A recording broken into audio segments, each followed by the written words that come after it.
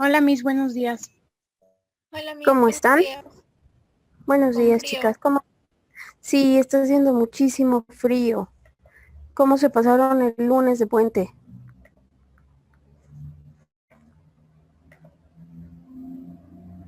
Bien, amigos. Descansando.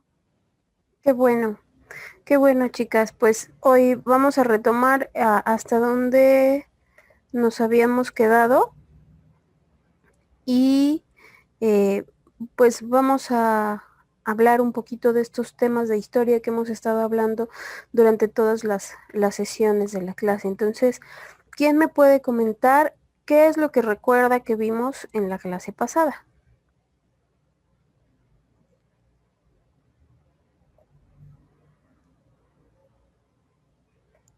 Yo, recuerdo que veíamos la educación en México cómo era y cómo ha estado en esa actualidad. Ok, sí, muchas gracias. Por el chat me escribe, me parece que Perla, y me pone muy bien, gracias Perla. Pues sí, hemos ido viendo cómo es que la educación se ha transformado, cómo es que más bien se ha construido, porque de alguna manera todo lo que hemos visto ha sido la construcción de la educación para hacer lo que es. Cuando nosotros hablamos la clase pasada acerca del porfiriato, vimos que el porfiriato en algunos libros de texto es visto como pues como una parte importante de nuestra historia que impulsó la industria, que impulsó la inversión extranjera, que impulsó el comercio, que en aquella época pues la Ciudad de México tuvo un crecimiento impresionante, tuvo una influencia francesa también muy importante, por eso las construcciones, por eso incluso cómo se vestía la gente. Hablamos un poquito de que en aquella época empresas como Liverpool, como el Palacio de Hierro, como Sanborns llegaron a nuestro país y desde aquella época empezó el crecimiento de esas empresas y cómo es que la gente, y estaban muy marcadas las clases sociales, la burguesía, que acudía a tomarse el cafecito y que iba a comprarse su ropa y viajaban a la capital a comprar ropa a Liverpool o al Palacio de Hierro. Incluso me acuerdo de una diapositiva que mencionaba que el presidente Porfirio Díaz también era totalmente palacio. Entonces, pues en aquella época empezó esa, ese clasismo que alguna de ustedes mencionaba, ¿no? Donde existía esa distinción de la clase social a la que pertenecías de acuerdo al círculo que frecuentabas, a los lugares que frecuentabas, a la ropa que vestías. Entonces empezó a crecer mucho la clase burguesa. Empezó también a crecer y a tener influencia de muchos ideales que venían del extranjero. A raíz de todo eso y a consecuencia de todo esto, pues el impulso a la educación empezó a dejarse un poquito de lado. Empezó a esa parte que habíamos hablado del artículo 3 y de Benito Juárez y esta lucha porque la educación llegara a todos, la separación drástica del clero y con todo lo que tenía que ver con educación y con gobierno, veíamos que Porfirio Díaz tuvo o tomó otra estrategia en la que a cada quien le dio, mencionaban en las diapositivas, a cada quien le dio un hueso que roer para tenerlos a todos tranquilos y para tenerlos a todos contentos.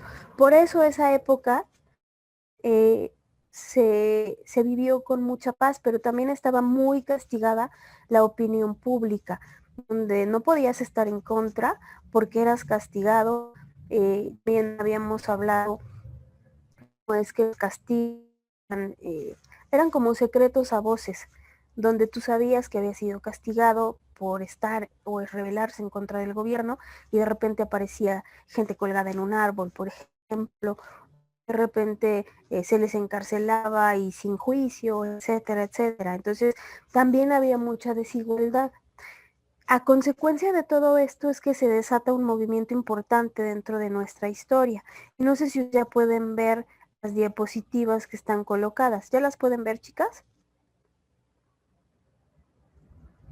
Sí, Ok, pues consecuencia de todo esto, muchas gracias, se desata un movimiento muy, muy importante dentro de nuestra historia, que es la revolución. Ahora, ¿cuántos años después de la independencia se desata la revolución, chicas?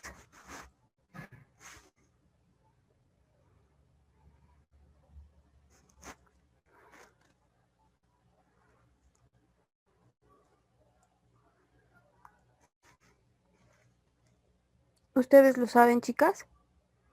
A veces históricamente nos cuesta trabajo ubicar qué fue primero, si la independencia o la revolución. Pero ¿qué fue primero, chicas? Primero fue la independencia y después fue la revolución. Exacto. Primero fue la independencia y después fue la revolución.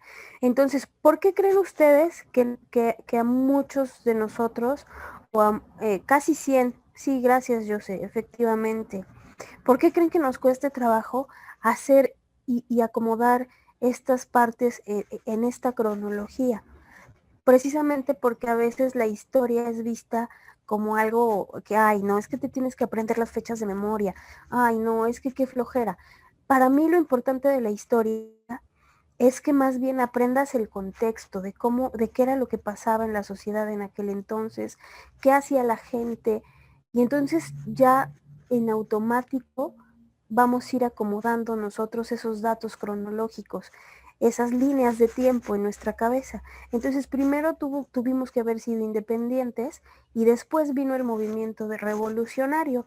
¿Por qué vino el movimiento revolucionario? Pues muy curiosamente, porque se seguían viviendo las mismas situaciones de desigualdad por las que se lucharon en la independencia. Porfirio Díaz impulsó mucho la industria dentro de las capitales de las grandes ciudades.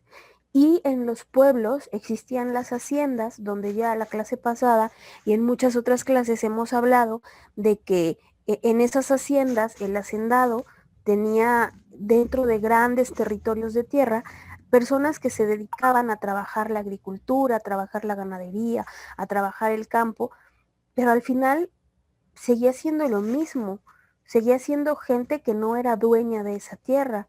También hablamos la clase pasada, ¿se acuerdan del origen de las tiendas de raya? ¿Alguna de ustedes recuerda qué mencionamos acerca de las tiendas de raya?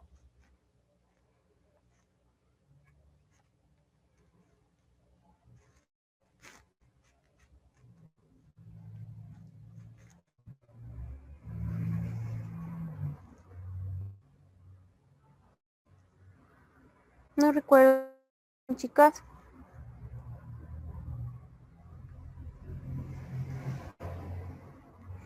En aquel entonces, las grandes haciendas, las grandes fábricas tenían tiendas de raya, que les mencionaba que por eso es que a la quincena o cuando a la semana te dicen que te van a pagar la raya.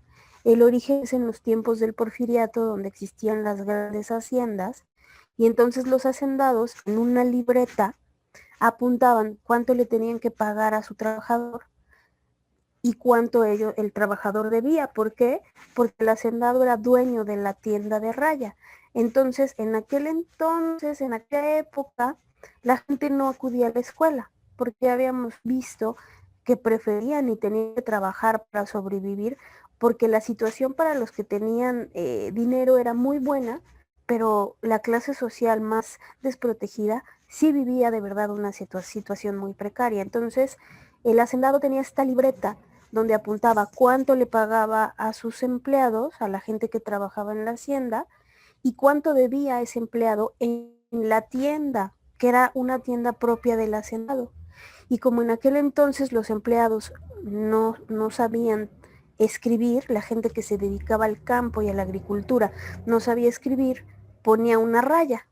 Y entonces era la libreta de raya. Entonces cada semana que les tenían que pagar, les tenían que dar lo de la raya, es decir, lo del compromiso que habían firmado en esa libreta y que le debían. Y había veces en que como el hacendado era el que manejaba esa libreta y el que sabía leer y el que sabía pues la gente nada más firma la raya y ya ni siquiera recibía dinero por haber trabajado durante toda una semana. Por eso les decía que eso fue tomando después ese término, o sea, históricamente se fue transformando hasta que hoy te pagan tu raya. Entonces, imagínense que eso viene desde los tiempos de Porfirio Díaz. El hacendado era dueño de la hacienda, pero también era dueño de la tienda donde la gente trabajaba para él, tenía que comprar sus víveres, tenía que comprar sal, azúcar, todo. Entonces vivían endeudados con el hacendado de por vida. Y también les había mencionado que esa deuda la heredaban. Y si el hijo no acababa de pagar la deuda, hasta el nieto. Y sucedía también con los hijos de los grandes hacendados, heredaban la hacienda y también heredaban todo lo que la hacienda poseía, incluidas las personas.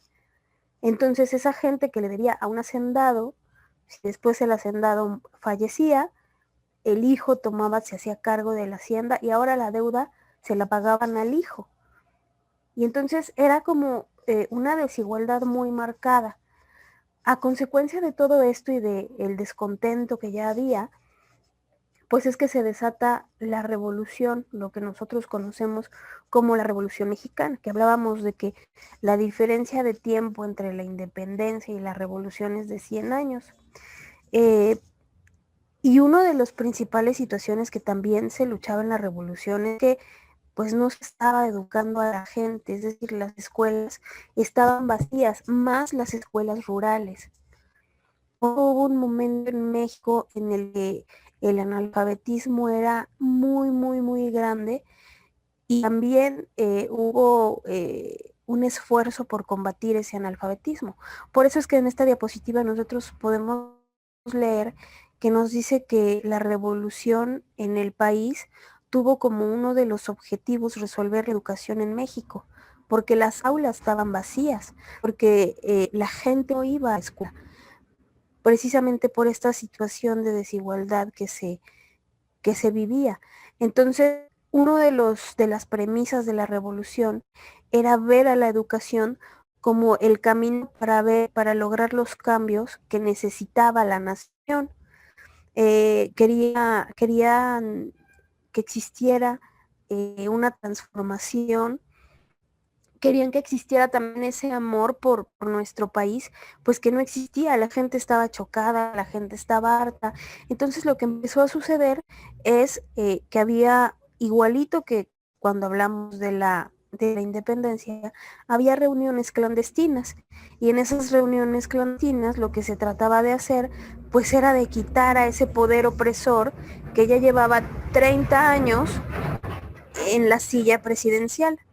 Entonces, ese es el origen de la Revolución Mexicana. ¿Ustedes pueden mencionar algún personaje que conozcan de la Revolución Mexicana, chicas?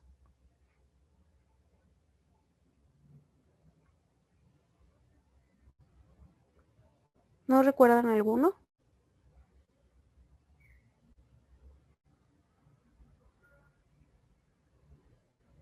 Sí, bueno, yo recuerdo a Francisco I. Madero, que fue uno de los más importantes. Ok, Francisco I. Madero. ¿A quién más recuerdan, chicas?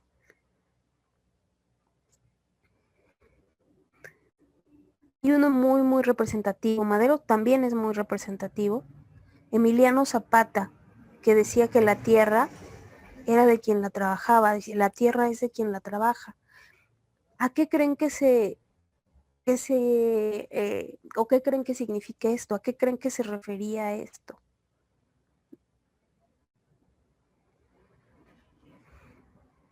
Déjenme ver en el chat, tenemos Pancho Villa. Sí, claro, gracias, José. Pancho Villa también.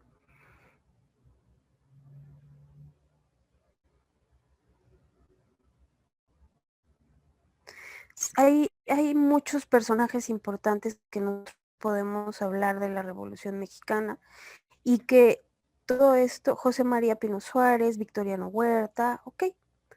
Muchas gracias, chicas. Hay muchos personajes importantes que nosotros podemos hablar en cuanto a la revolución. Uno de los, o muy representativo, y precisamente por este lema, los hermanos, ¿verdad? No, los hermanos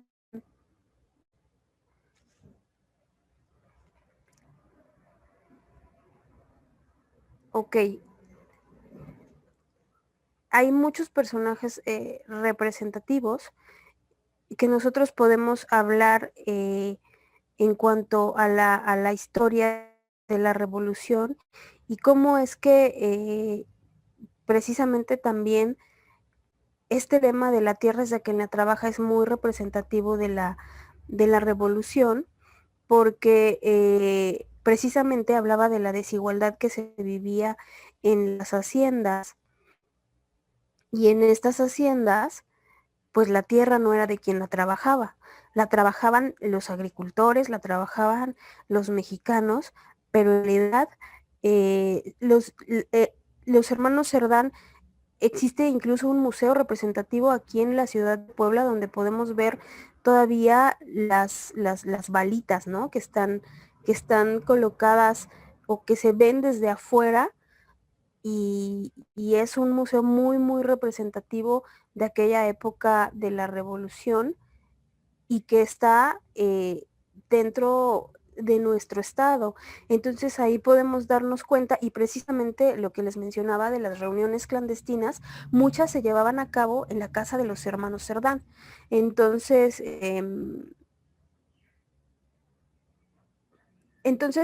todos estos datos históricos, perdón chicas, es que aquí me están distrayendo con ruidos de la calle, pero ya. Entonces, todos estos personajes representativos acerca de la de la Revolución Mexicana, llevaron y construyeron lo que nosotros hoy conocemos, y que dio lugar a que nuestra cultura también se enriqueciera con esta parte. Entonces incluso hay mucha parte de la historia que nos menciona de aquel sacrificio que hicieron los hermanos Cerdán y de cómo es que fue una parte clave para que la Revolución Mexicana comenzara y se desarrollara, de que fueron perdidos, incluso ese hecho histórico en el que uno de los hermanos Cerdán se esconde, pero estaba enfermo, y cuando todos se lo descubren, y cómo es que los acribillan en aquella casa, ¿no? El papel de los hermanos Cerdán fue también fundamental en aquellas reuniones clandestinas que mencionábamos para que la Revolución Mexicana se pudiera desarrollar y se pudiera desenvolver. Ahora, nosotros hablamos de la Revolución Mexicana y estamos hablando de 1910, pero todo este movimiento se empezó a desarrollar mucho antes. Ya había este tipo de reuniones, ya había mucha gente que vivía un descontento impresionante, ya había una situación de desagrado con todo lo que estábamos viviendo. Déjenme revisar el chat. Ok, los hermanos Cerdán, cuando Emiliano dijo eso, fue que la tierra era de los campesinos, no de los hacendados, porque ellos eran quienes trabajaban para que hubiese dinero. Exactamente, los campesinos eran los que trabajaban, los campesinos eran quienes generaban dinero, quienes generaban gran parte de lo que se movía, porque las grandes haciendas eran de verdad muy, muy, muy grandes. Y lo que sucedía era que los campesinos no veían ningún beneficio al trabajar dentro de una hacienda.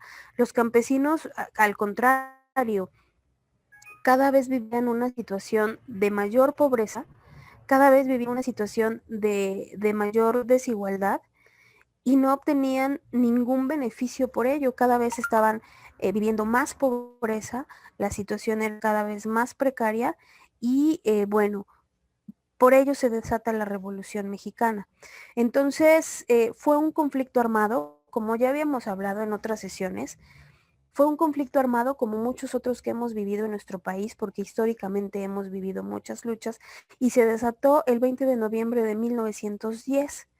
Entonces hubo un levantamiento que evidentemente estaba en contra del presidente Porfirio Díaz. Había como muchos movimientos, y en aquel entonces les llamaban los movimientos socialistas. Todas aquellas rebeliones que existían en contra del porfiriato eran vistas como movimientos socialistas. Claro que había muchas personas en contra de este movimiento de la revolución. ¿Quiénes creen ustedes que estaban contra este movimiento revolucionario, chicas?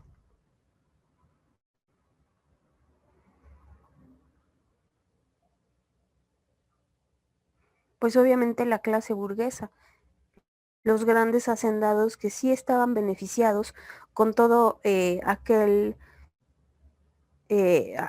aquella situación de privilegios que vivían ellos, pues ellos estaban en contra de la revolución. Por eso se decía en aquel entonces que era como un movimiento socialista. Pero pues, en realidad, pues yo no veo muchos tintes socialistas. Y la iglesia, claro, también la iglesia, porque recordemos que Porfirio Díaz dio como mucha coba a que el clero siguiera todavía teniendo mucha injerencia y mucho poder, porque aparte era como dominaban a la población. Entonces, la gente pues ya estaba eh, muy adaptada a todo este sistema, y también debemos recordar que el catolicismo pues predominaba y ha sido como la religión predominante en muchos países, y aquí en el nuestro pues al tener la influencia que teníamos pues también era como la religión que predominaba en el territorio. Entonces pues siempre vivimos con esta parte del castigo. También recordemos que en aquella época se daba mucho esta persecución, esta parte en la que la iglesia también todavía seguía teniendo mucha injerencia y era todavía perseguidas aquellas personas, o mal vistas, mejor dicho, aquellas personas que no comulgaban con aquellas ideas.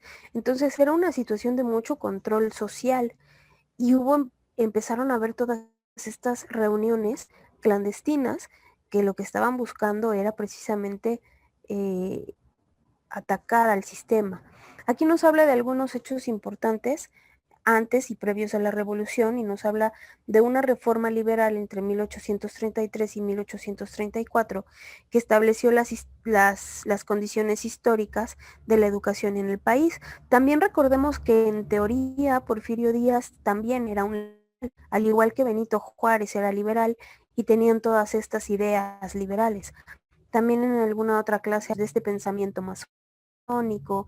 Bueno, pues Benito Juárez era masón, Porfirio Díaz era masón, y también hablamos de por qué duró tantos años en el poder Porfirio Díaz, y alguna teoría menciona que al haber estado directamente en toda esta lucha, en toda esta revolución ideológica liberal, al haber estado al frente en algunas batallas, pues el general Porfirio Díaz pensaba que tenía ese derecho, porque había luchado por la patria de manera presente, es decir, él había estado ahí, había arriesgado su vida por el país, entonces de alguna manera sentía que se le debía. Sin embargo, todas estas reformas liberales, de las que menciona aquí, pues parecía que en algún momento de la vida, en algún momento histórico, pues habían tenido o habían perdido cierta validez, con todos los acontecimientos donde solo se trata como éramos una sociedad mucho de la apariencia.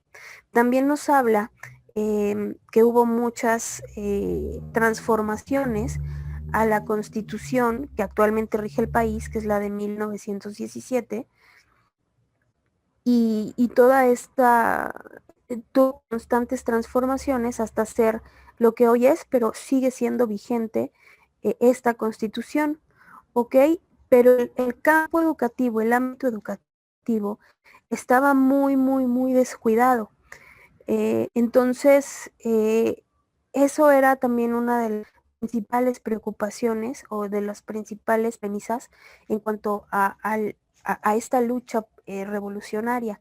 Aquí también nos habla esta diapositiva de algunos otros hechos históricos importantes que fueron previos a la revolución, pero es como para que nos demos cuenta de cuál era todo aquello que se estableció en una constitución y que de alguna manera no estaba siendo respetado.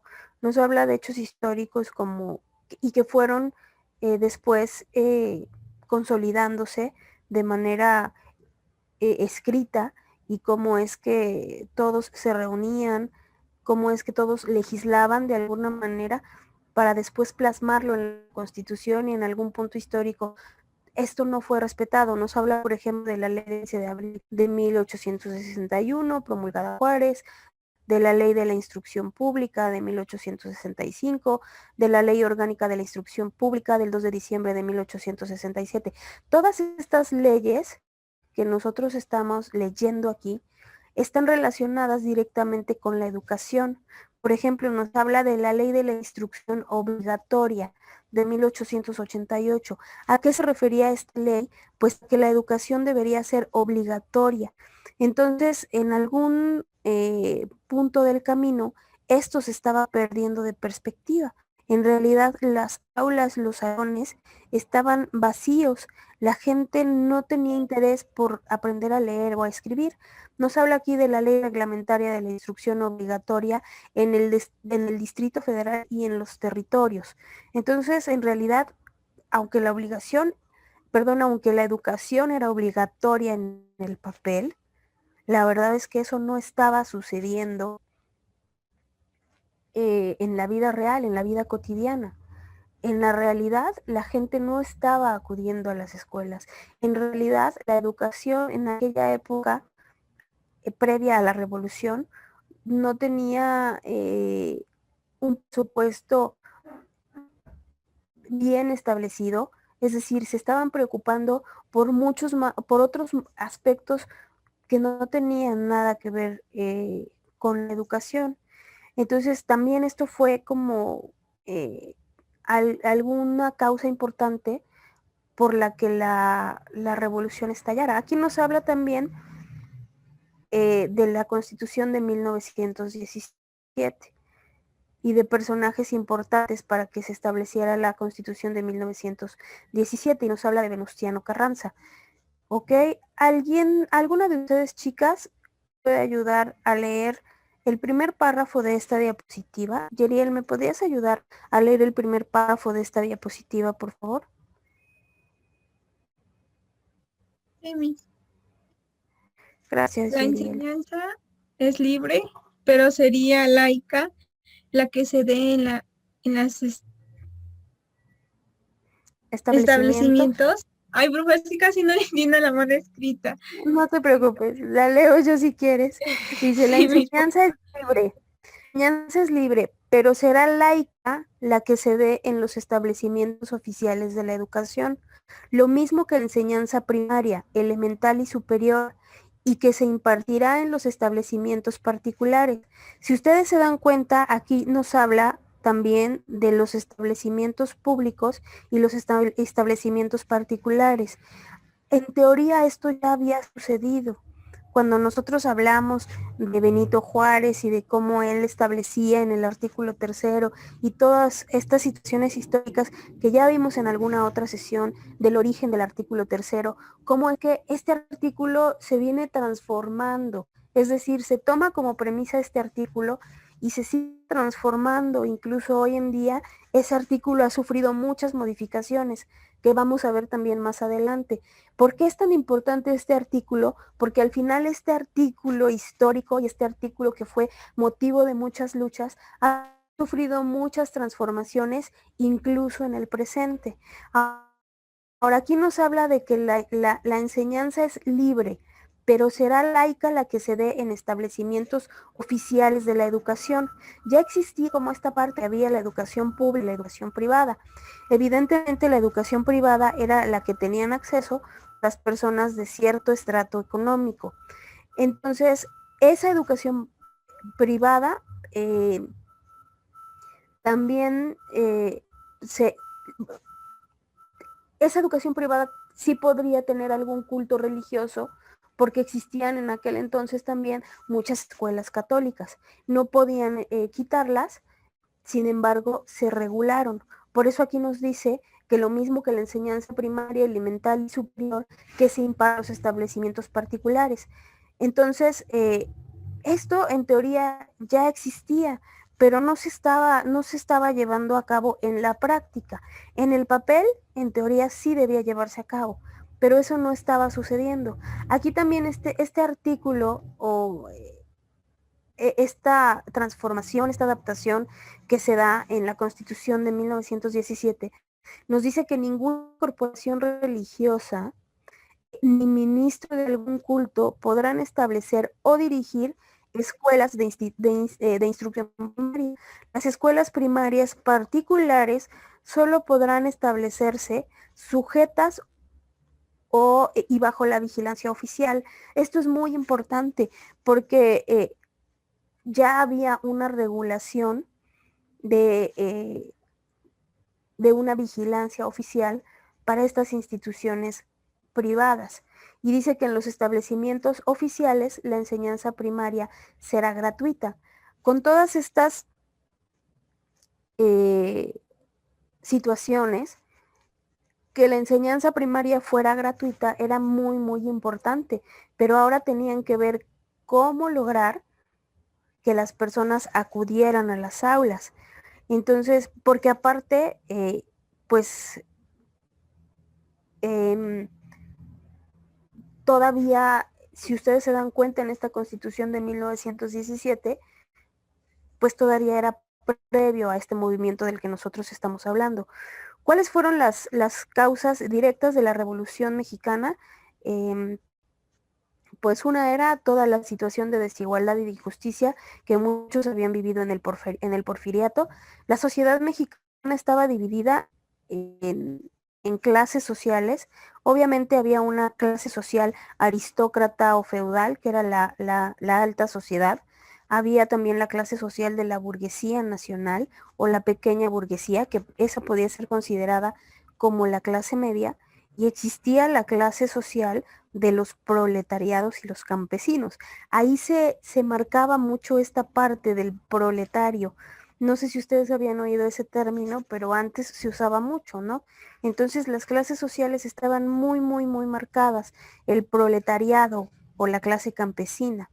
Entonces, obviamente los 30 años de dictadura de Porfirio Díaz, pues fueron enriqueciendo solo a un pequeño grupo de familias, y a costa del trabajo de los campesinos, que era lo que mencionaban hace un momento. Los obreros también vivían un montón de jornadas laborales exhaustivas. También sucediendo en el campo es que, pues, los grandes hacendados tenían todas estas tierras y los campesinos pues no veían ningún beneficio a trabajar para alguien más. También el campo empezaba a estar un poco olvidado porque la gente prefería ir a las grandes ciudades a trabajar. La clase rica estaba creciendo de manera muy importante.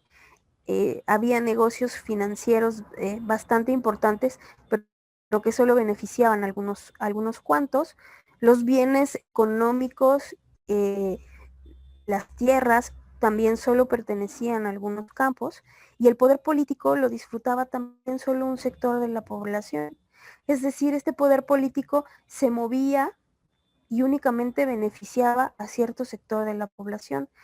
Y obviamente este sector de la población pues disfrutaba de una preparación cultural suficiente, gozaba de una preparación y de acceso a las mejores instituciones educativas, y esa desigualdad, ese acceso a las instituciones educativas no lo podía tener cualquier persona, es decir, era solo para un cierto sector de la población que estaba privilegiado. Entonces todo esto pues fue como parte importante de por qué se desató la revolución.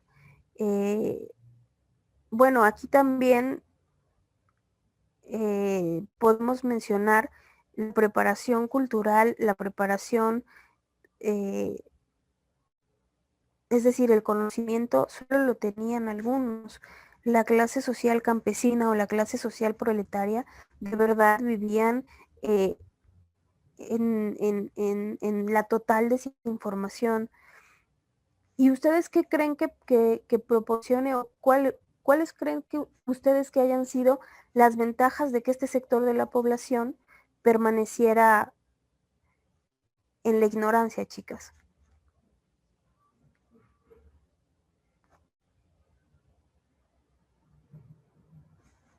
¿Cómo beneficiaba? ¿podría volver a repetir su pregunta, por favor?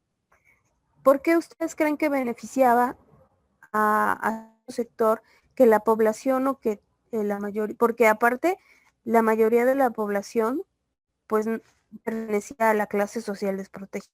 ¿Por qué les convenía que la clase social desprotegida permaneciera ignorante?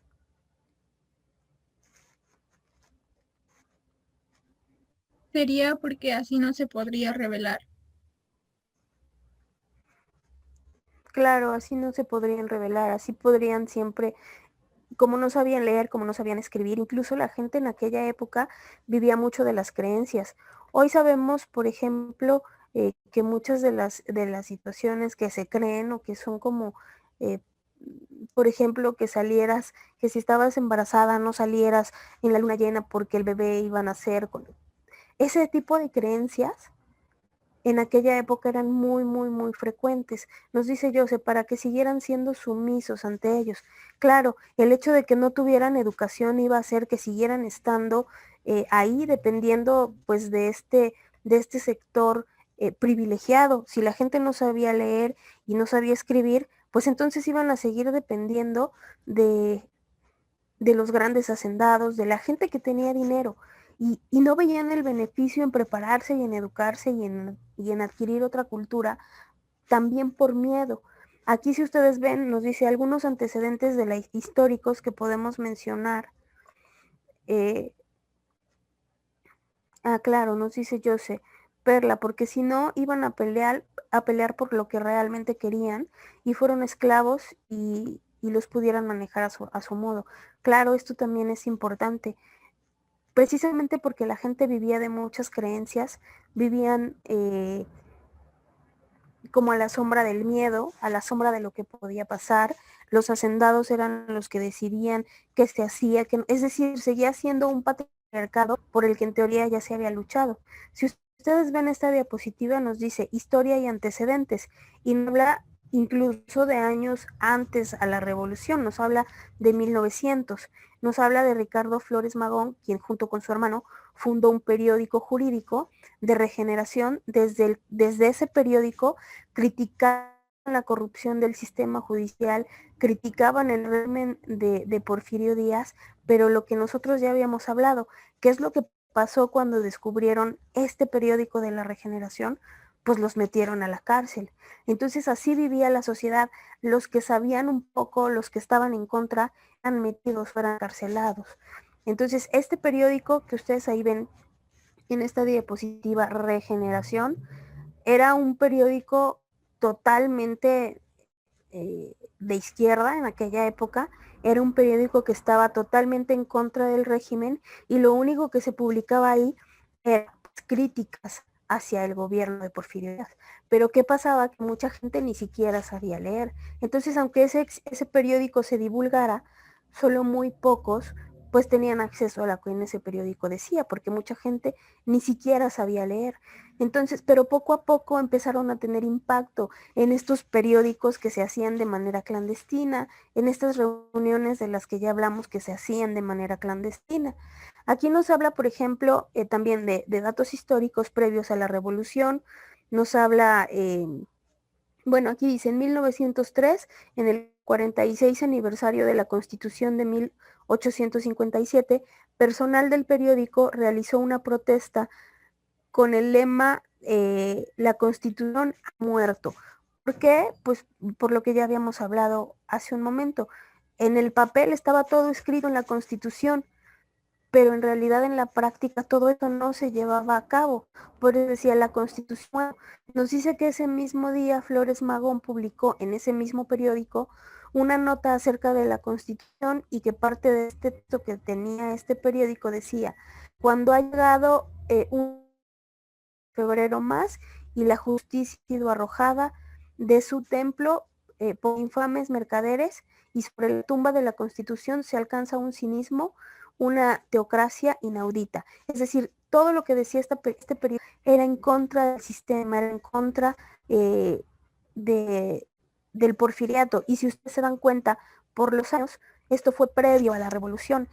Pero lo que sucedía en aquella época era que todo aquello que iba en contra del porfiriato trataba de ser callado, trataba de ser, de terminar con todo eso. Entonces, ¿qué era lo que pasaba con estas personas que estaban en contra del sistema? Pues los metían a la cárcel o de repente aparecían muertos o eran encarcelados sin ningún juicio previo. Entonces, pues obviamente todo aquello que decía la Constitución, pues para muchos era una burla, porque en realidad no sucedía. Incluso aquí nos habla de algunos tratados y de algunos hechos también importantes, por eso nos dice, según los tratados de Ciudad Juárez, tras la renuncia de Porfirio Díaz, Francisco de León de la Barra sería quien ocuparía la presidencia de México interinamente hasta que pudiera llevar a cabo las elecciones extraordinarias en 1911. Es decir, nuestro país ha vivido en una lucha constante. También la Revolución Mexicana tuvo causas políticas. Las causas políticas podemos decir que son directamente pues el porfiriato de más de 30 años. Las causas sociales pues era la mala administración y la injusticia que se vivía en la sociedad, la riqueza acumulada en las manos de unos pocos, la miseria extrema repartida en la mayoría de la población. Eso era lo que se vivía. La realidad de nuestro país en aquella época es que la mayoría de la población vivía miseria extrema. Había malas e injustas condiciones de vida de los obreros y de los campesinos. Las jornadas de trabajo duraban entre 14 y 16 horas.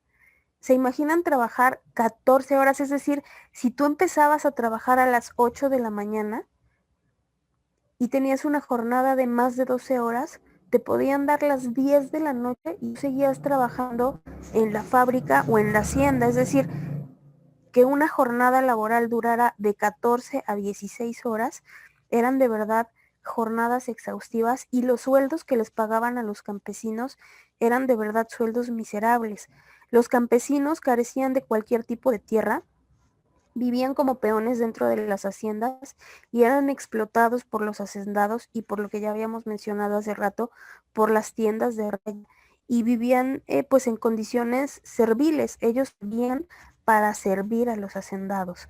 Entonces, pues sí, obviamente la situación de desigualdad era muy, muy grande y esas podríamos decir que eran las causas sociales de por qué se desató la revolución, qué era lo que pasaba en aquella época, pues que la gente se cansó. Entre las causas políticas, pues existía un monopolio. Ya habíamos hablado acerca de lo que era un monopolio, chicas.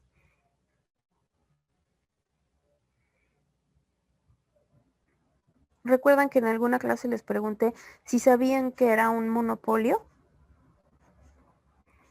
En aquella época histórica existía un monopolio político, es decir, el poder político estaba concentrado en manos de unos cuantos. Y este monopolio político, pues obviamente originó mucho descontento, originó que la gente se levantara en armas y bueno, ya existía una estructura política más o menos como la conocemos hoy, donde existían diputados, existían senadores, existían gobernadores, pero todos los puestos políticos que estaban ya establecidos, pues era similar a lo que vivimos hoy, ¿saben, chicas? Ya existía esta estructura política donde había a lo mejor en cada estado un gobernador, pero ¿ustedes creen que esos gobernadores no estaban también viviendo los privilegios del porfiriato y que no tenían que ser también autorizados, es decir, ya todo estaba tan viciado de alguna manera como conocemos hoy también gran parte de lo que sucede en la política. Si bien existían diputados, existían senadores y existían gobernadores y muchos puestos administrativos de distintos niveles, estos puestos eran ocupados por elementos o por personajes pues que estaban siendo aprobados también por Porfirio Díaz, estaban siendo aprobados de alguna manera por la cabeza del sistema. Entonces pues existía también toda esta situación de pues de desigualdad también en los diferentes estados del país. Entonces eso también hacía que las clases sociales se dividieran cada vez más. Era como el dedazo, como que ya sabían quién iba a ser elegido para qué puesto. Entonces, pues eso también generaba descontento. En teoría, ya existía como esta parte de la democracia, pero ya todo el mundo sabía quién iba a ganar porque ya estaba todo estructurado y ya estaba todo planeado y ya estaba todo destinado a cómo iba a suceder. Entonces, aunque toda la población votara y no votaran a favor de Porfirio Díaz, por ejemplo, pues ya sabían que él iba a ganar. Por eso también estuvo muchos años en el poder. Otra de las situaciones que pasaba en aquella época es que no mucha gente acudía a estas elecciones. Entonces, ¿quiénes acudían? Pues la clase privilegiada. Y esa clase privilegiada pues estaba toda abrazada por este sistema porfirista. Entonces, era como una situación muy, ¿cuál sería la palabra? Muy corrupta. Entonces, la corrupción pues ha existido siempre y en aquella época pues también existía. Algo que quieran comentar hasta aquí, chicas, porque yo hablo mucho y no las quiero aburrir.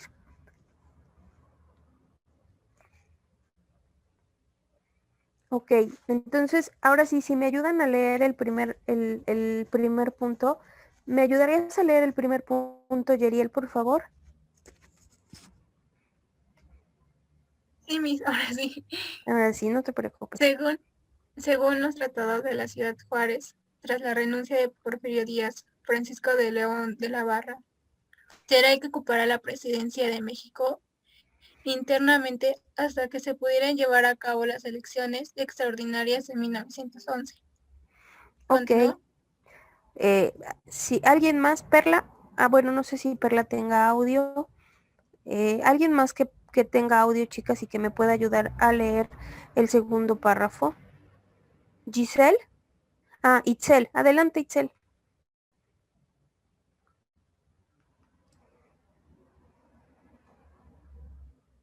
¿El segundo párrafo? Sí, porfi. En 1913, Madero y el vicepresidente José María Pino Suárez fueron asesinados tras el conflicto de la decena trágica y la presidencia lo ocupa Victoria Huerta, que es conocido y está clasificado como el usurpador. Ok, gracias, Itzel. En cuanto a este punto, si ustedes se dan cuenta, ya el año es 1913. Madero y el vicepresidente, que era José María Pino Suárez, fueron asesinados tras un conflicto. Es decir, aunque en teoría ya había sucedido, ya estaba establecido, ya había un presidente, nuestro país seguía viviendo una época de mucha crisis y de mucha lucha. Entonces, imagínense cómo estaba el país antes de la revolución. Existía desigualdad social, la gente que acudía a las escuelas pues solo era la gente de algún cierto sector de la población, con de alguna clase social establecida. La gente de la clase social más desprotegida no acudía a la escuela, las aulas estaban vacías. Existía cierto sector de la población que acumulaba toda la riqueza y cierto sector de la población que vivía en pobreza extrema. Entonces, ese es el previo a la revolución, donde ya había carencia económica en un sector de la población. Ahora se desata la revolución, se vive todo ese movimiento revolucionario, se designa un presidente interino, después ya hay un presidente y un vicepresidente, pero son asesinados. ¿Qué quiere decir esto? Que la situación en el país, a pesar de todo ello, seguía siendo una situación muy insegura. ¿Por qué? Primero, había una desigualdad, antes de la revolución había una desigualdad enorme, aparte de que la revolución duró muchos años, pero había una desigualdad enorme, había pobreza extrema en mucho sector del país, el campo había sido abandonado, y con todos estos movimientos de la revolución, pues evidentemente tampoco se estaba moviendo la economía del país. Por eso aquí nos habla de que Madero y el vicepresidente José María Pino Suárez son asesinados en un conflicto que se conoce como la decena trágica, y ocupa su lugar ahora Victoriano Huerta. Y Victoriano Huerta, por este suceso, por muchos, y por ese conflicto era conocido como el usurpador, precisamente por este conflicto que nos está mencionando en esta diapositiva, en este punto. Es decir, nuestro país seguía viviendo movimientos y luchas en toda la región y en todo el territorio del país. Todo esto no se tranquilizó sino hasta muchos años después. Vivimos en constante, y ya lo habíamos mencionado en alguna otra clase, hemos vivido históricamente muchos años de muchos movimientos donde ha habido lucha, donde ha habido sangre, donde ha habido estas peleas. Entonces, la paz hasta este momento todavía no había llegado. Por eso el porfiriato es conocido como un periodo, porque no había habido luchas, pero era un periodo en el que todo el mundo estaba controlado. Nos cansamos de esta situación, se viene la revolución y vivimos muchos años donde la gente está peleando en esta lucha revolucionaria, el campo no se atiende, la educación tampoco se atiende. ¿Ustedes creen que alguien iba a ir a dar clases a una escuela cuando en cualquier momento se podía desatar una balacera? Entonces eso era lo que pasaba. El campo no estaba siendo atendido, las tierras no estaban siendo trabajadas, las luchas eran constantes y la gente vivía con miedo. ¿Ok? ¿Quién me puede ayudar a leer el siguiente párrafo, por favor? Y aparte les quería preguntar esto de las balaceras y de no poder salir porque te daba miedo la balacera. ¿Les suena conocido, chicas?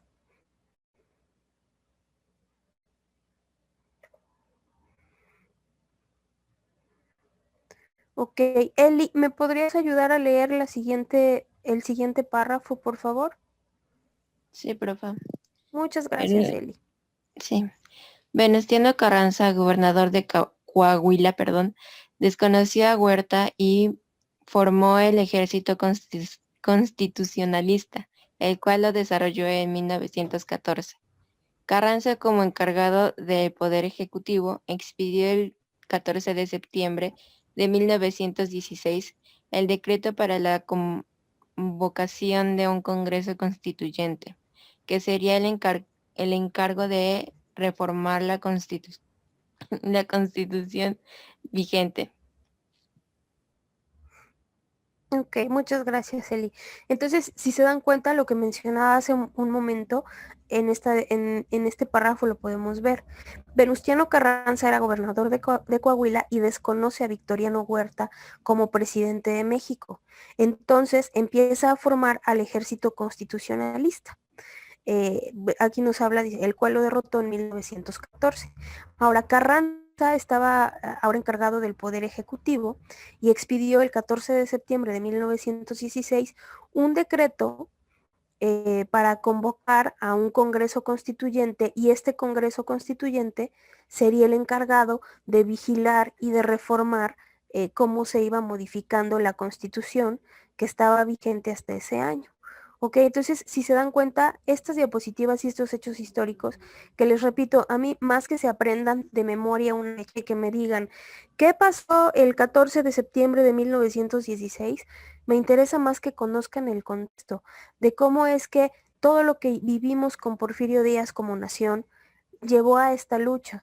Entonces, esta lucha de la independencia, de la revolución, lo que trataba de hacer es que se dejara de vivir toda esta situación de desigualdad. Sin embargo, aún dentro de este movimiento, seguían existiendo como pequeños movimientos que se daban a lo largo de todo el territorio mexicano. Entonces, obviamente, quien tomaba la presidencia también vivía con miedo. ¿Por qué? Pues porque en cualquier momento también podrían matarlo. Es decir, la situación en aquella época era una situación de verdad donde la gente podía desatarse una balacera en cualquier momento y podía morir ahí mucha gente. Entonces las calles eran demasiado inseguras. Nuestro país vivía una situación de crisis social, de crisis económica y de crisis política, porque todo el mundo se estaba peleando la presidencia, porque todo el mundo elegían a un presidente y alguien más lo desconocía. Entonces la situación era de verdad de miedo en las calles. ¿Ustedes creen que alguien iba a querer salir a estudiar dentro de las aulas con todo lo que se vivía? Ah, claro, dice Itzeli, hay algunos lugares que todavía pasa. Sí, pues sí, claro. Y si ustedes se dan cuenta, pues eso de las balaceras dejó de suceder durante mucho tiempo, ¿no? Pero cada vez era más común que la gente escuchara que había sucedido o que había habido algún movimiento y que había fallecido mucha gente. También se tenía miedo porque todos los hombres en aquella época, todos los hombres eran sacados de sus casas para luchar por la causa. Entonces, pues si tú tenías un hijo y tu hijo pues ya tenía más o menos alguna edad, pues tenías miedo de que se lo llevaran a luchar por la causa. Imagínense vivir en aquella época donde pues la gente entonces, ¿qué hacía? No podías salir a trabajar porque en realidad mucha gente estaba luchando por la causa. En aquella lucha por la causa murieron muchos inocentes. Se desconocieron muchos presidentes, se desconocieron, eh, por ejemplo, aquí nos habla de cómo Victoriano Huerta era calificado como el usurpador. Entonces, esta lucha fue una lucha política, una lucha social y una lucha también, pues, económica. Nuestro país no estaba produciendo nada, vivíamos en mucha carencia, vivíamos en una situación de mucho miedo, vivíamos en una situación de, ¿ustedes qué hubieran hecho al vivir en aquella época? Se vivía un miedo por salir, un miedo por hablar, un miedo por, literal, podían llegar y si tu hijo estaba en edad de luchar por la causa, pues se lo llevaban a luchar por la causa. ¿Qué es lo que estaba pasando? Que pues los hombres pues estaban muriendo a luchar por esta causa. ¿Y qué es lo que empezó a suceder? Que las mujeres también empezaron a luchar por esta causa. Entonces, en aquella época, si ustedes recuerdan o conocen la canción de la Adelita, y cómo es que son representadas las Adelitas, chicas, cómo es su vestimenta, qué es lo que tienen en la ropa, que incluso usan las carrilleras. ¿Sí han escuchado la canción de la Adelita?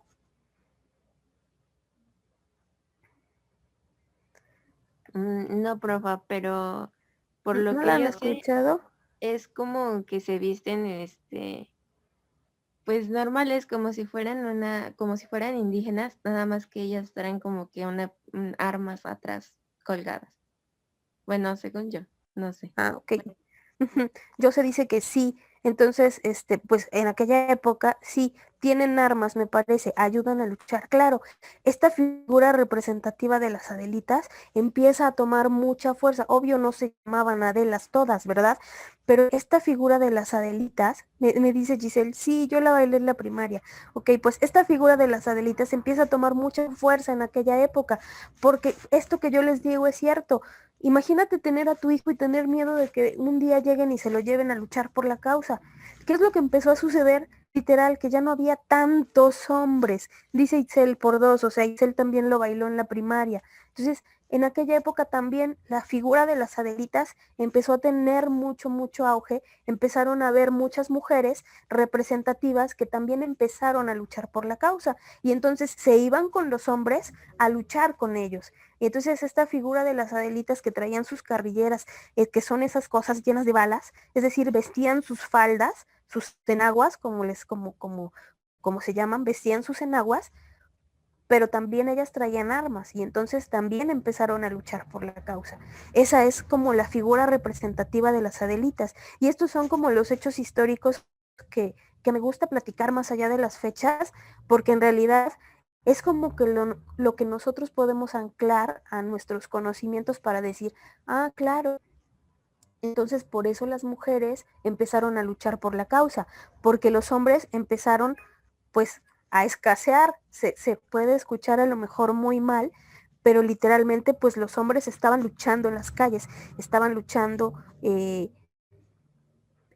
por este movimiento, que entonces las Adelitas empezaron a tener pues esta presencia y buscar la historia de las Adelitas pues nos remonta a esta parte histórica de nuestro país. Si nosotros buscamos qué son las Adelitas, pues eran las mujeres que atendían a los heridos en aquellas luchas y eran parte importante de la brigada de lo que hoy conocemos como la cruz, ¿no? Decían, y si ustedes googlean historia de las Adelitas, les va a salir así.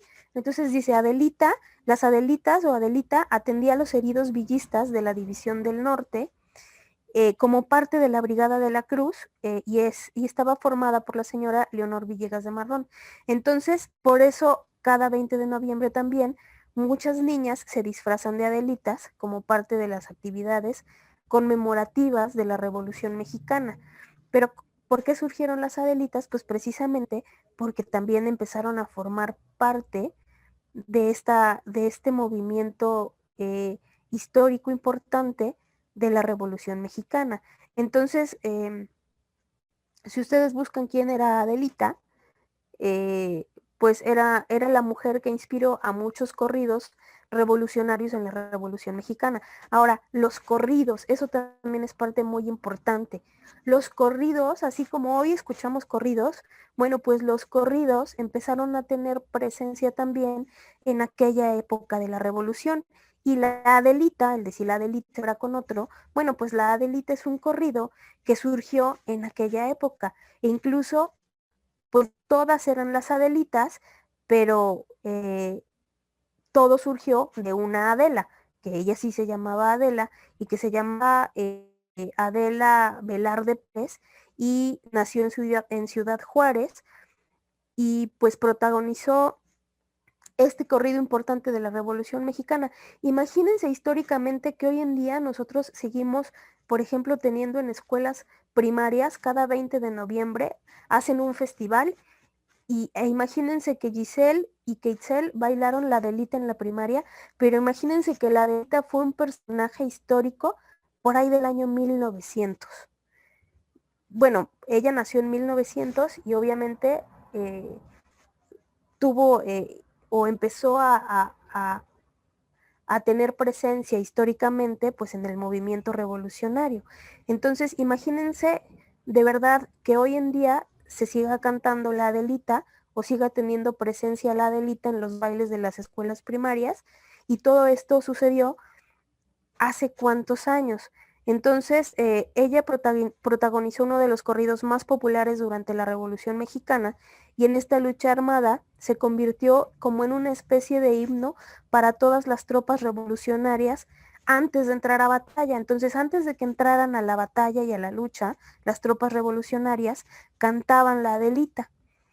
Y bueno, pues ya de ahí todas las mujeres eran las Adelitas, pero en realidad pues es conmemorativo a una Adela que era Adela Velarde Pérez, y pues que también es un personaje histórico de la Revolución, porque si ustedes buscan las Adelitas y su origen, van a encontrar este personaje y se van a dar cuenta pues que también tiene presencia dentro del movimiento revolucionario, porque pues también vivía la lucha como una lucha propia.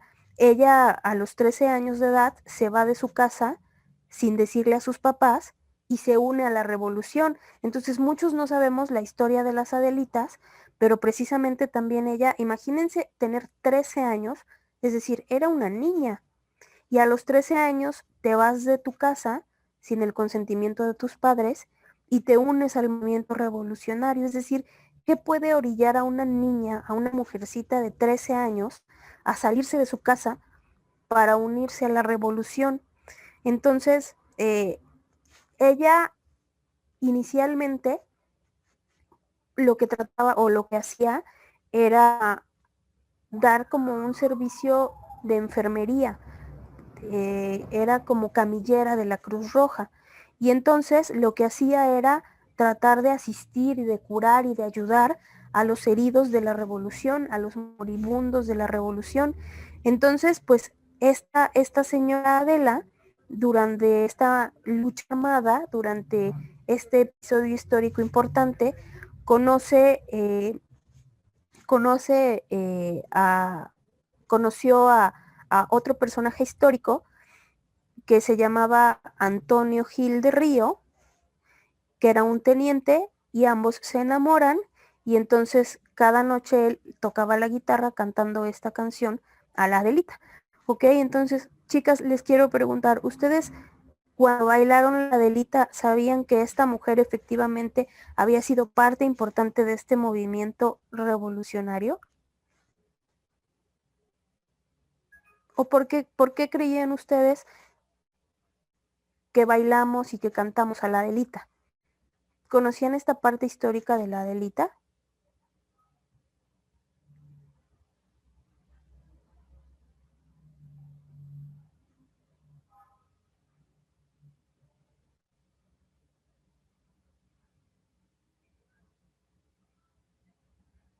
Sí, ¿Sí la conocían, chicas? sí, porque bueno, aparte de que la bailamos, bueno, la bailé en la primaria, hacían como un, ¿cómo se dice? Este, todo lo que había pasado en esa época. Uh-huh. Entonces, lo hicimos un como pequeño homenaje y aparte bailamos esa canción. Ok, pues eso es bueno, porque a veces sucede, y eso es algo que menciono muchas veces, que nos hacen aprendernos de memoria las efemérides, ¿no? ¿Cuántas de nosotras no pasamos a decirle efeméride un lunes en la escuela, en la ceremonia? Y si tú te preguntas, ajá, ¿y qué decía? ¿Qué significaba más bien? No lo sabemos porque no nos explicaban precisamente el contexto. Entonces, cuando tú ubicas por qué surgieron las Adelitas, cómo es que es conmemorativo a una Adela nada más, que esta mujer salió de su casa y se incorporó al movimiento revolucionario como una mujer que ayudaba a todos las personas o los hombres que estaban en esta lucha, cómo es que en ese ínter ella se enamora y cómo es que, bueno, también en una batalla en Torreón, pues su amado fue alcanzado por una bala y moribundo le dice que revisen su mochila y cuando él revisa la mochila, se supone que está en un papel escrita los versos de esta canción, ¿no? Entonces era como un himno para todos aquellos que entraban a la batalla por todo lo que representaba lo que había sucedido con estos personajes. Entonces, cuando ella revisa la mochila, encuentra una hoja doblada y en esa hoja doblada, en el papel, estaba escrito este corrido que estaba dedicado a ella. Entonces nos damos cuenta, y es bueno lo que mencionas, de que antes de que hubieran bailado la Adelita, les explicaran por qué. El que nosotros entendamos la razón lógica de por qué sucedieron las cosas nos brinda como que nosotras vayamos acomodando todos estos conocimientos y entonces vayamos teniendo precisamente también como esta congruencia de los hechos. Entonces, como ya había hombres en la lucha, las Adelitas también salen y a raíz de esta figura representativa es que muchas otras mujeres también se unen a la causa y entonces toman muchísima fuerza las Adelitas, pero sí existió una Adela y en memoria y en honor a esa Adela es que se escribe ese corrido y empiezan a surgir muchas otras Adelitas. Entonces, vivimos muchísima lucha de manera constante en nuestro país. Históricamente hemos vivido muchísimas luchas y muchísimas batallas y es como parte del contexto después de lo que nosotros habíamos hablado acerca del porfiriato, ¿no? Imagínense toda esta época de la aristocracia y de la burguesía y de que las mujeres salieran a la calle con esos sombreros y con todas estas telas y estos vestidos hermosos y pomposos, pero eso sucedía solo en cierto sector de la población y otro sector de la población vivía hambre, vivía desigualdad, vivía ignorancia, vivía pues crisis, vivía una situación muy fea. Dice José, yo lo bailé, me parece, porque tengo una foto con vestimenta y armaduras y me imagino que fue en representación de ese hecho. Ok, pues yo creo que sí, era como muy común que cada 20 de noviembre se hiciera un festival en las escuelas y entonces conmemorativo, porque también eso es importante, de repente dicen, ¿qué se festeja el 15 de septiembre? No se festeja, se conmemora. Entonces también el 20 de noviembre es conmemorativo de aquella lucha de muchos hombres y ya en este punto de muchas mujeres que también se unieron a la causa. Entonces, obviamente estas mujeres pues ayudaban desde el lugar que les tocaba, ¿no? Como menciona la historia de la Adelita, si ustedes la buscan, salir de tu casa a los 13 años para dedicarte a ayudar al movimiento revolucionario. ¿Se imaginan cómo era la vida en aquella época que esta mujercita de 13 años decida salir para ayudar a la causa? Debe haber sido una situación verdaderamente de crisis económica, de hambre, de incertidumbre, de muchas situaciones feas como para orillar a alguien a salir y a meterse y a ser parte activa de una lucha que hoy nosotros conmemoramos cada 20 de noviembre, que en unos días más se va a conmemorar esta lucha importante. Ok, entonces, ¿quién me ayuda a leer el siguiente párrafo?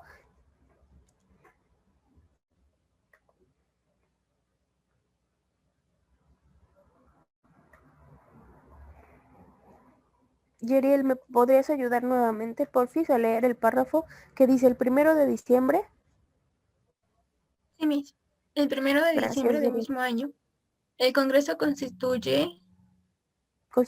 abrió ¿Ah? sesiones en el Teatro Iturbide en la ciudad de Santiago, Quintana Roo. El constituyente contó con los Querétaro. diputados. Uh-huh. Sí, Quintana Roo, tienes toda la ¿Mande? razón. Tienes razón, adelante. El constituyente contó con los diputados de todos los estados territoriales federales, con excepción a Campeche y Quintana Roo. Ok, entonces, si ustedes se dan cuenta, el párrafo de arriba nos dice que Venustiano Carranza convoca a que se cree un Congreso Constituyente. Este Congreso Constituyente va a ser el que se va a encargar de reformar la Constitución. Es decir, van a seleccionar a un Congreso a algunas personas que puedan tomar algunas decisiones. Entonces, el 1 de diciembre de este mismo año, de 1916, este Congreso que ya estaba constituido, este Congreso Constituyente, inicia sesiones en el Teatro Iturbide en la ciudad de Santiago, en Querétaro. Este Congreso Constituyente estaba formado obviamente por personas representativas de todos los estados de la República y de todos los territorios federales. Quienes no acudieron fueron Campeche y Quintana Roo. Pero entonces era como parte importante de que ya se constituyera este organismo regulador para que entonces se tomaran las decisiones importantes y se pudieran ir modificando pues la Constitución que hasta hoy tenemos vigente. Entonces, si se dan cuenta, es como empieza a tomar forma lo que hoy no conocemos nosotras como cuando se reúnen senadores, diputados y realizan una asamblea y aprueban o desaprueban una propuesta de ley o una ley, etcétera, etcétera, etcétera. Entonces, en este Congreso, en aquella época, los únicos estados que no asistieron fueron Campeche y fueron Quintana Roo, ¿ok? ¿Quién me ayuda con el siguiente párrafo, chicas?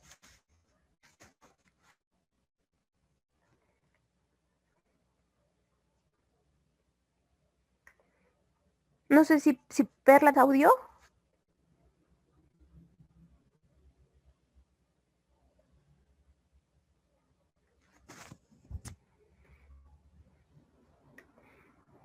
Entonces, Giselle, ¿me podrías ayudar a leer el último párrafo? Porfis. Ay, es que no Perla tenga audio y me dice que no tiene audio. Entonces, Giselle, ¿me podrías ayudar a leer el último párrafo? No sé si Giselle tenga audio también. No te preocupes, Perla, no pasa nada. Ay, ya se los quité, perdón.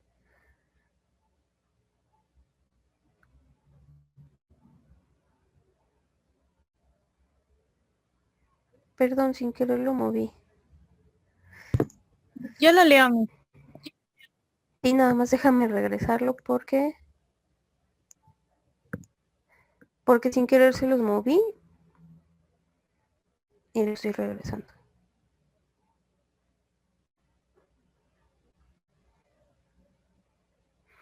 No sé qué estoy haciendo. Es que mi computadora Creo que en lugar de subirlo lo bajé.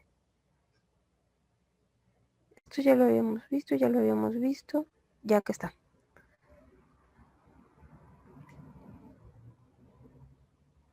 Sí. Déjenme ponerles la diapositiva, chicas, porque no sé qué hice. Que les moví las diapositivas y ya no la encuentro.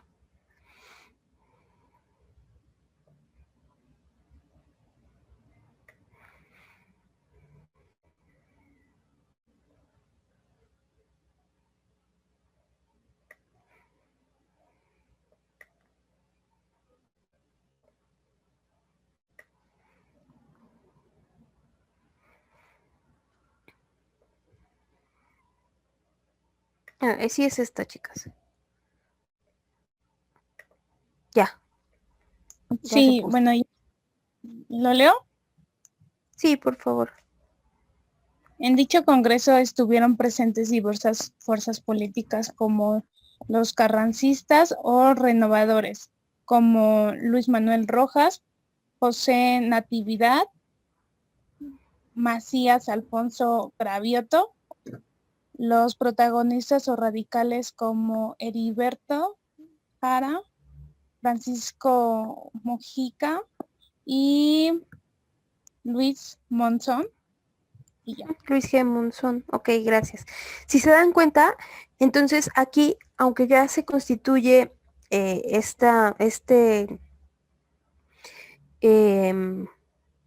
congreso, también aquí nos menciona que había diferentes fuerzas políticas. Teníamos a los carrancistas, que eran los renovadores, y nos menciona algunos carrancistas importantes, y también existían los radicales. Es decir, seguía existiendo como estas dos fuerzas políticas, o como estos, es como si existieran de igual manera algunos partidos políticos, y obviamente tenían ideas contrarias, pero lo que se trataba de hacer era precisamente de unificar criterios, ¿ok? Entonces, bueno, aquí nos dice que el 31 de enero, tras 2 meses de debate, se cierran sesiones. El 5 de febrero, ahora sí se promulga la nueva constitución, y esa constitución adquiere el nombre de Constitución Política de los Estados Unidos Mexicanos, que reforma el 5 de febrero de 1857, es decir, si ustedes se dan cuenta, la base de la Constitución que hasta hoy en día nosotros tenemos vigente es precisamente la Constitución de 1857. Esa Constitución se ha ido modificando y ha ido teniendo diferencias, se ha ido transformando hasta ser la Constitución que nosotros hoy conocemos. Por eso nos dice que el 5 de febrero es promulgada la nueva Constitución, y es promulgada con este nombre, Constitución Política de los Estados Unidos Mexicanos. Esta Constitución tiene su base en la de 1857. Ese mismo día, ese 5 de febrero, es publicada en el Diario Oficial de la Federación. Entonces, todos estos movimientos que nosotros estamos o que vimos aquí, pues dieron lugar a que hoy la historia sea como es. ¿Y por qué es importante el artículo 3? Pues aquí en la conclusión nos dice que todas las discusiones que se dieron a lo largo de la historia, de todo lo que hablamos en estas sesiones, sirvieron para fundar el artículo 3 constitucional. Este artículo 3 es importante para nosotros porque resalta el hecho de que todos los mexicanos tenemos derecho a recibir la educación, y el gobierno tiene la obligación de impartirla en sus 3 niveles, que son el federal, el estatal y el municipal. Entonces, es de verdad de suma importancia todas las modificaciones históricas que ha sufrido para que hoy nosotros podemos hablar de este artículo como hoy lo conocemos. Este artículo dice que la educación es obligatoria desde el preescolar, la primaria y la secundaria. Obviamente ha sufrido modificaciones, y las vamos a ver también más adelante, porque antes no era obligatorio, por ejemplo, el preescolar.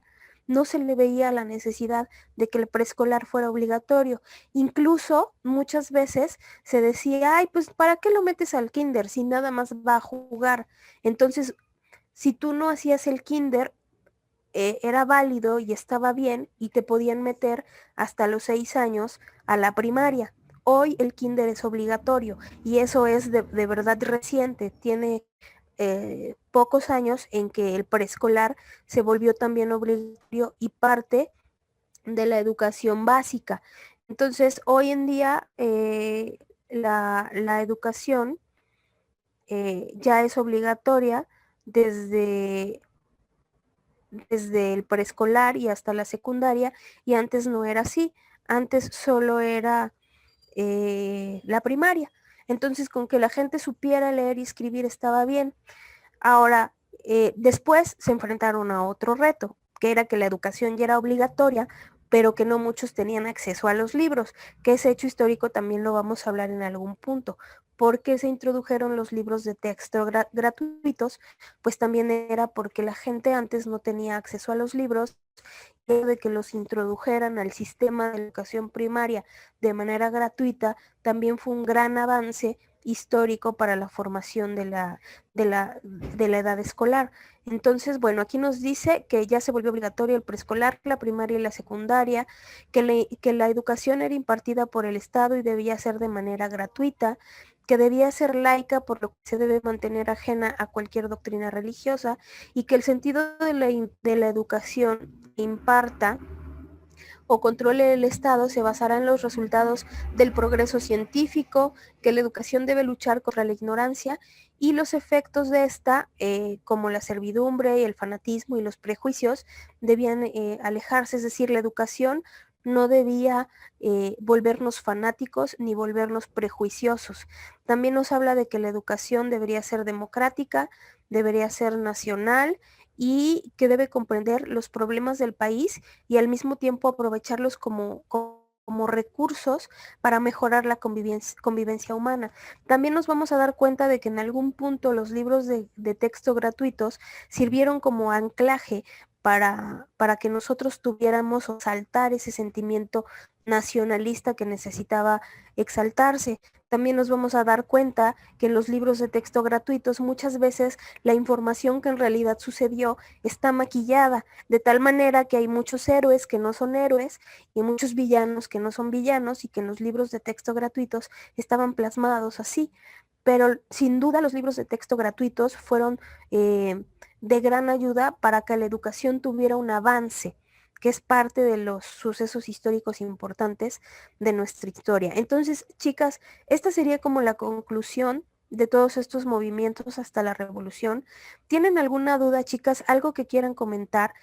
Aquí es importante darnos cuenta por qué fue importante la revolución, por qué se originó, cómo vivía la gente en aquella época, cómo es que se luchó precisamente porque la gente tuviera conocimiento, porque el conocimiento nos abre otra perspectiva y otro panorama.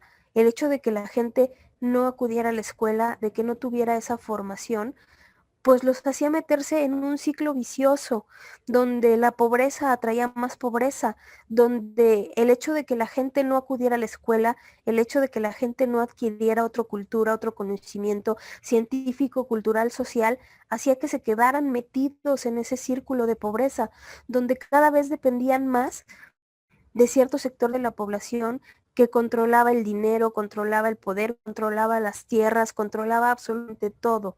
Entonces, yo de verdad creo que una de las principales herramientas que nosotros tenemos para salir de un entorno opresor es precisamente, y no sé si la palabra opresor sea la correcta, pero el mantenernos sin conocimiento obviamente solo beneficia a una clase social privilegiada. Nos pregunta Jose, yo tengo una duda, ¿por qué aún en los libros gratuitos no se dice o en más profundidad la realidad? Pues porque sigue siendo como gran parte de la misma historia, Jose. El hecho de que nosotros no conozcamos a profundidad cómo eran en realidad las cosas, nos mantiene ciertamente en un equilibrio donde tú no puedes decir que sí o que no a algo porque no lo conoces. Entonces te quedas siempre con esa idea. De tal manera que si alguien te dice que los niños héroes fueron los niños héroes, tú les dices que sí, porque es lo que conoces. Cuando tú empiezas a buscar en la historia y te das cuenta de que los niños héroes ni eran niños ni eran héroes, pues en realidad obviamente vas a objetar cualquier cosa que te digan. Y el hecho de que tú puedas objetar cualquier cosa que te digan porque lo conoces, porque lo leíste, porque buscaste en un libro, porque hay otra historia, pues eso te va a dar otra perspectiva, te va a hacer darte cuenta de que, pongamos un ejemplo actual, ¿no? Mucha gente está en contra del actual presidente. Yo no sé quién esté a favor o en contra. Sin embargo, muchos dicen que nos va a meter a un régimen socialista, cuando eso es prácticamente imposible, cuando va a estar solo 6 años en el poder y cuando viene de una crisis económica de muchos otros sexenios. Es decir, solo es como una bola de nieve que va creciendo sexenio tras sexenio de lo que ya ha ocurrido antes. Pero hay cosas que no son originadas y obviamente en 6 años no puedes transformar lo que ya pasó antes. Entonces somos producto de muchas crisis económicas que han ocurrido, sexenios atrás. Y eso le va a ocurrir al presidente que venga adelante, porque también desgraciadamente vivimos en un país con seres humanos y los seres humanos somos corruptibles. Pero el punto es que no nos van a contar la historia tal como es, porque eso nos mantiene tranquilitos y nos mantiene pacíficos, y que la gran mayoría permanezca así, es decir, sigue siendo la misma historia de lo que hemos hablado, y en gran parte sigue sucediendo cosas que ya habían sucedido y por las que ya algunos habían luchado en luchas, valga la redundancia, como la independencia, como la revolución, y nunca nos van a contar la verdadera historia o nos la van a contar fragmentada, y ya nos corresponde a nosotros buscar esa otra parte para entender cómo suceden las cosas y por qué suceden de esa manera. Pero muchos dicen que mantener a un pueblo ignorante, pues en realidad es algo que conviene a todos. Así no rezongas, así no te sublevas, así no te levantas en armas. Porque en realidad los levantamientos de armas sucedían por personas que estaban influenciadas por otro tipo de ideologías y que movían al resto del pueblo. Entonces los informados realizaban estos movimientos clandestinos y a escondidas, y entonces movían al resto de la población. ¿Por qué no nos conviene conocer todo eso? Porque de alguna manera podría repetirse. ¿Ok, chicas? Pues ya son las 11, chicas. Nos vemos el siguiente lunes. Si tienen alguna duda o algún comentario, pues nos podemos mandar mensaje o pueden escribirme algún tipo de mensaje. Lo de la línea del tiempo ya está colocado en la plataforma. Entonces alguien me mandó un mensajito en privado y le contesté. Si tienen alguna duda, chicas, estoy para servirle. Muchas gracias y nos vemos el lunes. Miss, yo tengo una duda. No sé si va a haber Dime. examen. Sí va a haber examen, pero no examen como tal. Entonces a lo mejor va a ser como preguntas, ¿se acuerdan como la vez pasada de acuerdo a lo que tú entendiste por qué se llevó a cabo la revolución? Sin fechas históricas, sino más bien como datos desde lo que tú comprendiste, desde lo que hemos vivido, ¿por qué crees que se llevó a cabo la revolución? Y solo serían 5 preguntas. Ok, Miss, y eso sería el lunes, ¿verdad? Sí, porque ya tendríamos que realizar la evaluación. Y bueno, también no sé si recuerden cómo fueron las preguntas pasadas. Sería algo similar. Sí, Miss, gracias. Y hasta el lunes. Gracias a ustedes, chicas. Nos vemos el lunes. Gracias, profa. Adiós. Adiós. Gracias, Miss. Bye. Nos vemos, chicas. Gracias, profa. Gracias, chicas. Nos vemos.